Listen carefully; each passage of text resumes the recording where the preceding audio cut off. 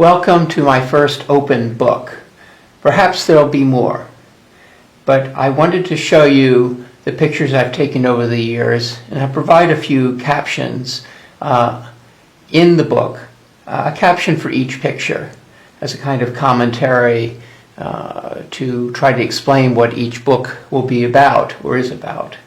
Let's start with this book. It's called Misery. The book is, by the way, handmade. It's a very rough photo book, but it does consolidate words and pictures that I hope will convey a message which, frankly, for the audience, it's up to you to find out what the message is. I'm going to be fairly objective in terms of just presenting the pictures and words to you. I just completed this book this month. In January 2020. Today is the 26th of January in the afternoon in San Francisco. And as you can see, my name is Jay Martin. Misery. My book, Misery, is a chance to bring words and pictures together so we're able to explore life. Here is misery on the steps of the Art Institute in the early 80s. The napper is at peace. This napper fits the frame well. And I might add, this is one of the first pictures I've taken of a homeless person.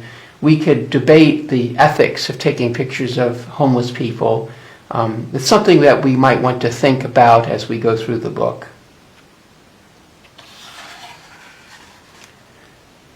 Decades later, I snapped the street musician at a corner restaurant on West Portal in San Francisco. She asked for food or the toilet. Earlier in the week, she's playing keyboard in front of the organic hamburger joint. She was swaying to sloppy notes and singing as slow as old honey.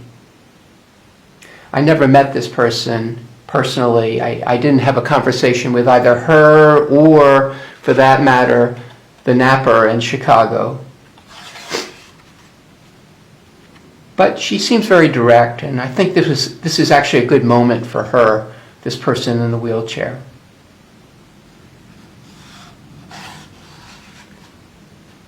Here's a guy on 23 May 2015. I met him on that date on Pier 14. I see him again on the internet on July 1st. He is the prime suspect in the killing of Kate Steinle.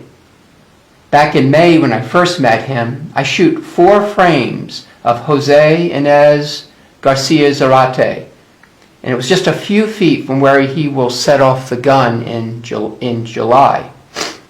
The gleaming Bay Bridge is behind him.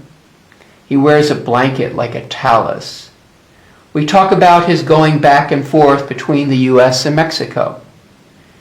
He tells me, he says his name, he is Jose. In May, this is the only conversation Jose has with anyone before Steinle dies.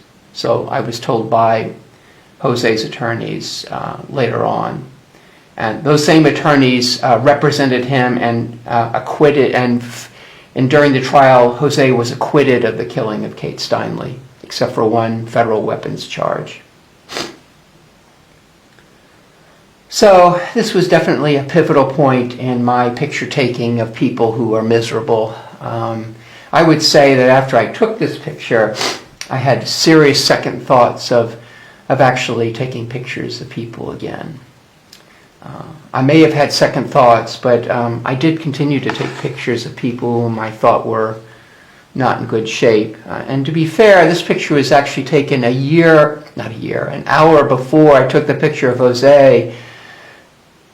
An hour before meeting Jose, I'm shooting a man foraging a compost bin on Mission Avenue, actually it's Mission Street, and the Embarcadero. 2 millennial women are yelling at me at the time to stop taking advantage of the homeless. I yell back that if I don't take this picture, who will?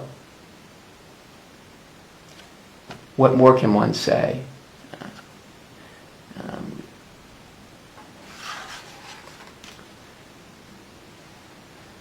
I never promised that these pictures be in alphabetical order, but we're jumping to a picture I took last year in 2019.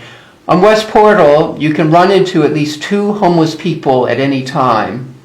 On a calm Sunday morning, a man is catching a few winks. As I shoot him, I am ashamed, because it's a low moment for him, but maybe not in his dreams.